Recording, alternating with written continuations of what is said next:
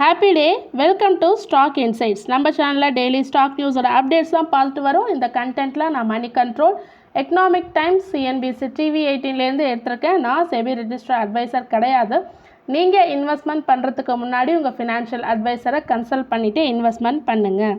இன்றைக்கி என்னென்ன ஸ்டாக்ஸ்லாம் நியூஸில் வந்ததுன்னு பார்த்தீங்கன்னா, டாடா பவர் இன்றைக்கி ஷேர் வந்து கெயின் ஆகிருக்கு. 491.20 பெர் ஷேர் வரைக்கும் இன்றைக்கி போயிருக்கு. அவங்க எம்ஓயு போட்டிருக்காங்க. ராஜஸ்தான் கவர்மெண்ட்டோட இன்வெஸ்ட்மெண்ட் பண்ணுறதா சொல்லியிருக்காங்க. 1.2 lakh crore எதுலன்னா renewable energy projects, manufacturing, transmission, distribution, nuclear power, roof top solar installation, EV charging இன்ஃப்ராஸ்ட்ரக்சர்லாம் இன்வெஸ்ட்மெண்ட் பண்ணுறதா சொல்லியிருக்காங்க ராஜஸ்தான் கவர்மெண்ட்டோட.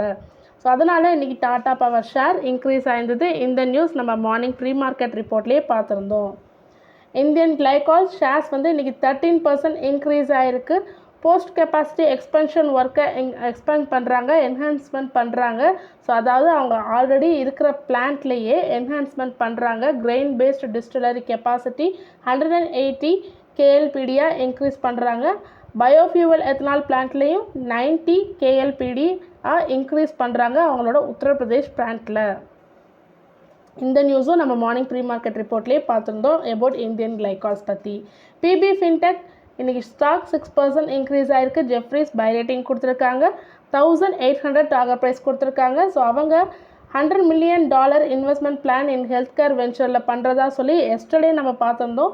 ஸோ அதை முன்னிட்டு இன்றைக்கி 9% இன்க்ரீஸ் ஆகிருக்கு பிபி ஃபின்டெக். அது மட்டும் இல்லாமல் பை கால் கொடுத்துருக்காங்க Jefferies. Zen Technologies 46 crore defence contract won பண்ணியிருக்காங்க. ஸோ ஆனுவல் மெயின்டெனன்ஸ் கான்ட்ராக்ட் யார்கிட்டேருந்துன்னா ministry of defence and enhancing its role in military training. So ministry of defence கிட்டேருந்து தான் இது கிடச்சிருக்கு. எதுக்காகனா மிலிட்ரி ட்ரைனிங்கில் என்ஹான்ஸ் பண்ணுறதுக்கும் அண்ட் சிமுலேஷன் பண்ணுறதுக்கும். ஸோ அதனால் இன்றைக்கி ஜென் டெக்னாலஜிஸ் 1731 வரைக்கும் போயிருக்கு. Manappuram finance, Muthoot finance 3% near to slip ஆயிருந்தது. அண்ட் ஐஏஎஃப்எல் ஃபினான்ஸ் 1% ஸ்லிப் ஆயிருந்தது. ஆர்பிஐ வந்து ரூல்ஸை டைட்டன் பண்ணியிருக்காங்க, கோல்ட் ஃபினான்ஷியல்ஸ் ரூல்ஸை. ஸோ ஆல்ரெடி உள்ள ப்ராசஸை ரிவ்யூ பண்ண சொல்லியிருக்காங்க.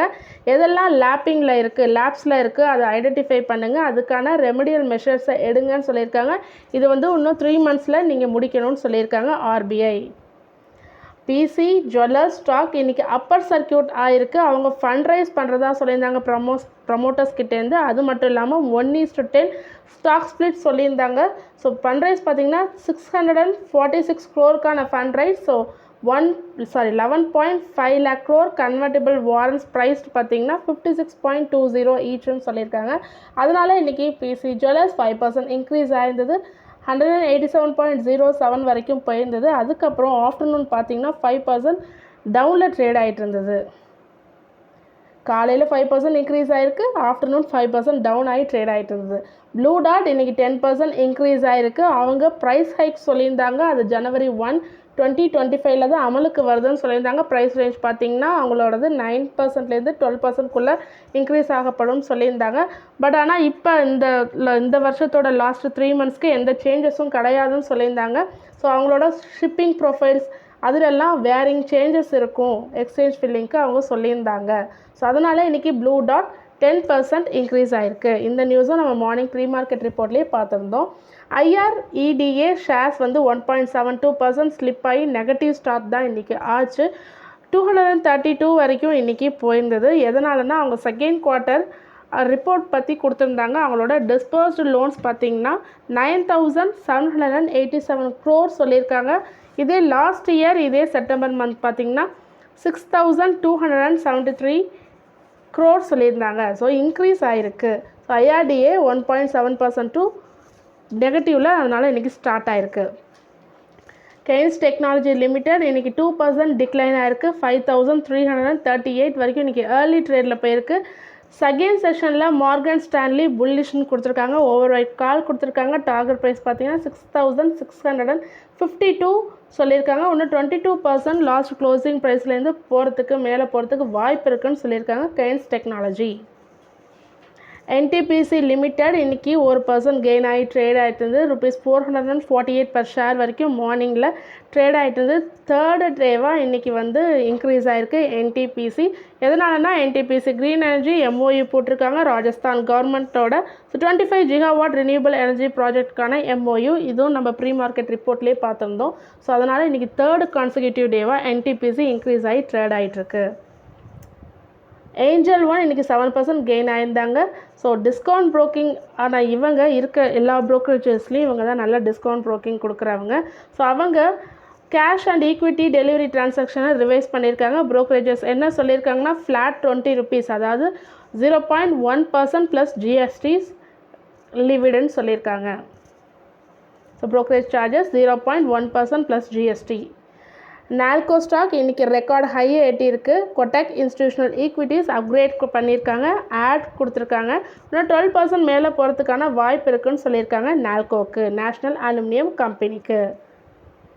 ஆந்திரா சிமெண்ட்ஸ் இன்றைக்கி 10% இன்க்ரீஸ் ஆகி அப்பர் சர்க்கியூட் ஆகிருக்கு. 94.80 per ஷேர் வரைக்கும் போயிருக்கு. அவங்க ஃபண்ட் ரைஸ் பண்ணுறதா சொல்லி டிராஃப்ட் சப்மிட் பண்ணியிருக்காங்க செபி கிட்ட. ஸோ அதுக்கான அப்ரூவல் கிடச்சிருக்கு போல இருக்குங்க. ரைட்ஸ் இஸ்யூக்கு 180 crore rights issue.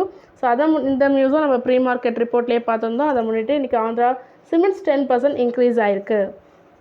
Bajaj auto இன்றைக்கி 2% டிக்ளைன் ஆகிருக்கு. 12,112 per ஷேர் வரைக்கும் போயிருக்கு. ஆஃப்டர்நூன் ட்ரேடில் ரெட்டில் தான் ட்ரேட் ஆகிட்டுருக்கு. ஸோ 3 ட்ரேடிங் செஷனாக ரெட்டில் தான் ட்ரேட் ஆகிட்டுருக்கு. எதனாலனா ஒரு பார்ஷியல் ப்ராஃபிட்ஸ் எல்லாருமே இன்வெஸ்டர்ஸ்லாம் புக் பண்ணுறாங்க. ஸோ சேல்ஸ் இன்றைக்கி டேட்டா கொடுத்துருந்தாங்க. பஜாஜ் ஆட்டோ சோல் பண்ணியிருக்காங்க 52,554 யூனிட்ஸ் சேல் பண்ணியிருக்காங்க. ஸோ 4% இன்க்ரீஸ் ஆகிருக்கு. போன செப்டம்பர் 2023யோட இந்த செப்டம்பர் கம்பேர் பண்ணும்போது இன்க்ரீஸ் ஆகிருக்கு. பட் ஆனாலும் இன்றைக்கி ரெட்டில் தான் ட்ரேட் ஆகிட்டு இருந்திருக்கு. எதனாலனா ஒரு profit booking. Caplin Point Laboratories இன்றைக்கி 6% இன்க்ரீஸ் ஆகிருக்கு. ஒரு புல்லிஷ் டெக்னிக்கல் மொமெண்டமால் இன்க்ரீஸ் ஆகிருக்கு. This increase followed by share ஹோல்டர்ஸோட annual general meeting September 30 yesterday நடந்திருக்கு. அதில் அப்பாயின்மெண்ட் பண்ணியிருக்காங்க விஜயராகவன் அவங்கள independent director for 5 years term appoint பண்ணியிருக்காங்க. ஸோ அதை முன்னிட்டு இன்றைக்கி கேப்லின் பாயிண்ட் 6% இன்க்ரீஸ் ஆகிருக்கு. மஹேந்திரா அண்ட் மஹேந்திரா இன்றைக்கி 2% இன்க்ரீஸ் ஆகி ஆஃப்டர்நூன் ட்ரேட் ஆகிட்டு இருந்தது. Near to 2%. 3,140 வரைக்கும் மார்னிங் ட்ரேடில் போயிருந்தது. எதுக்காகனா கம்பெனி ஷார்ப் இன்க்ரீஸ் ஆகிருக்கு, சேல்ஸ் இன்க்ரீஸ் ஆகிருக்கு செப்டம்பரில். ஸோ எதில் மெயினாக பார்த்திங்கன்னா எஸ்யூவி செக்மெண்ட்டில் மட்டும் 16% இன்க்ரீஸ் ஆகிருக்கு அவங்க சேல்ஸில். ஸோ அதனால் மஹிந்திரா அண்ட் மஹிந்திரா இன்றைக்கி 2% இன்க்ரீஸ் ஆகி ட்ரேட் ஆகிட்டு இருந்தாங்க. தொடர்ந்து இதுமாரி யூஸ்ஃபுல்லான இன்ஃபர்மேஷன் வேணும்னா மறக்காமல் நம்ம சேனலை சப்ஸ்கிரைப் பண்ணுங்கள், பெல் ஐக்கான் கிளிக் பண்ணுங்கள், லைக் அண்ட் ஷேர் பண்ணுங்கள். தேங்க்யூ.